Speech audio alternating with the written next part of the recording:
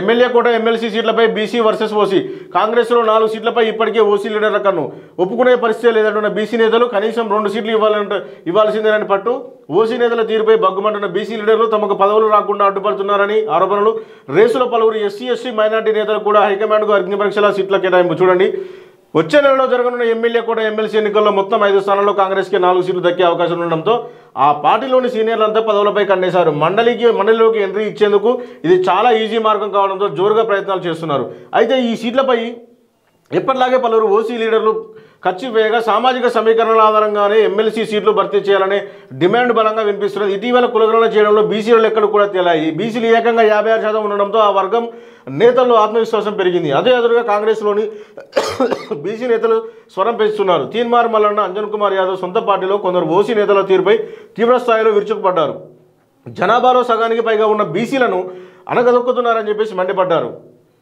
ఏ స్థాయిలో అన్యాయం జరుగుతుందో ఉదాహరణలో సహా బయటపెట్టగా వారి వ్యాఖ్యలకు రాజకీయంగా పెనుదుమారం రేపాయి. చూడండి, ఎమ్మెల్యే కోటాకు సంబంధించి ఎమ్మెల్సీ సీట్లపై ఆల్రెడీ ఎమ్మెల్సీ ఎలక్షన్స్ ఇప్పుడు అయిపోయినాయి.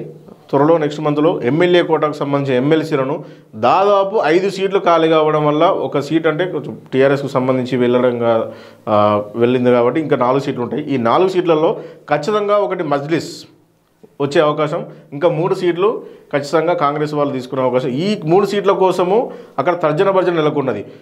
బీసీలు మాకు 56% రిజర్వేషన్ ఉన్నది, అంటే 56% మేము పాపులేషన్ ఉన్న 42% రిజర్వేషన్లు కేటాయిస్తారని చెప్పేసి దానిలో భాగంగా బీసీలు ఎక్కువగా కొట్టడం, ఓసీలు వచ్చేసి ఎప్పటి నుండో మేము పార్టీలో ఉన్నాము, మాకు కూడా ఖచ్చితమైన ఒక సముచిత న్యాయం జరగాలి, మేము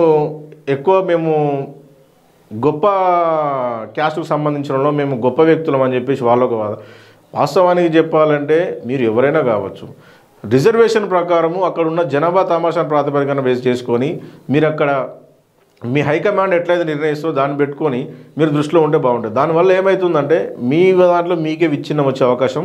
సో దీనిలో భాగంగా తీర్మానాల మనలో కూడా అంజన్ కుమార్ యాదవ్ కూడా వాళ్ళ బీసీల పక్షాన్ని నిలబడి మా బీసీలకు సంబంధించిన ఎమ్మెల్సీ సీట్లు అనేది ఖచ్చితంగా మాకు ఎంతవరకు కేటాయింపు చేస్తారో అంతవరకు కేటాయించాలని చెప్పేసి వాళ్ళు కూడా వాళ్ళ నాయకుల పక్షాన కొట్లాడడం జరుగుతుంది.